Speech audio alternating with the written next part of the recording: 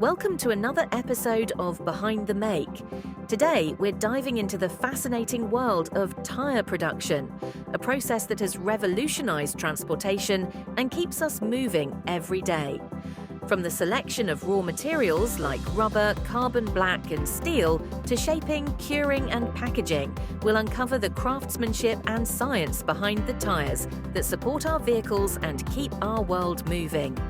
But before we get started, don't forget to like, subscribe, and hit that notification bell so you never miss a new episode. Now, let's get into it.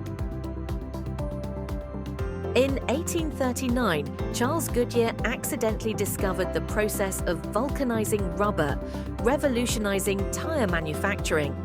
His breakthrough sparked a series of developments, leading to the creation of air-filled tyres in the early 20th century. Today, over 250 million new tyres are produced annually in factories around the world. Before a tyre can be mass-produced, engineers use specialized software to design and test its structure. This software simulates the performance of the tyre's tread and other design features. It generates a 3D color image of the tyre, calculating how various stresses will affect the design's durability. Once the design is finalized, production begins. A modern tyre is made up of 10 to 15 components, including natural and synthetic rubbers, chemicals, and carbon black. These materials are transported by rail to factories, where they are stored until needed. Computer systems measure and mix the rubber and chemicals in precise batches before they are sent into a Banbury mixer. This machine has two intermeshing rotors that knead and shear the mixture, blending the materials together. Before mixing begins, the Banbury mixer chamber is heated to soften the rubber, making it more pliable. The rotors rotate in opposite directions, creating the shearing and kneading action that combines the rubber with the other ingredients. Different formulations are used for various parts of the tyre, resulting in a rubbery dough that is rolled into sheets for further processing. For the tyre's ply, a fabric made of polyester unrolls into a machine called a calender, which applies warm rubber to both sides. This creates a rubber-coated fabric that reinforces the tyre. Rubber alone isn't durable enough for a tyre, so numerous cotton cords are added to the fabric to provide air channels and strengthen it. The tread, the outer layer of the tyre that touches the road, is made from a specially designed rubber compound. The tread rubber is produced using three distinct formulations. Extruders shape three strands of rubber, which are then combined into one continuous strip. The factory uses paint rollers to apply different coloured stripes to the rubber, marking the ingredients for easy identification. A blade cuts the tread rubber to the required length. Next, the tyre is assembled. It begins with a worker placing bead rings on a rotating drum. The inner liner, a thin rubber layer that prevents air loss and moisture infiltration, is applied. This liner also helps maintain proper tyre inflation. The corded ply, which provides structural integrity and resistance to internal pressure, is placed on top of the liner. Beads, which provide strength and shape to the tyre, are added next. Inflated bladders roll the rubber around the beads on both sides, retracting once complete. The sidewalls, made of rubber, are then applied to protect and add flexibility to the tyre. They also contain essential information like tyre size, brand, and other specifications.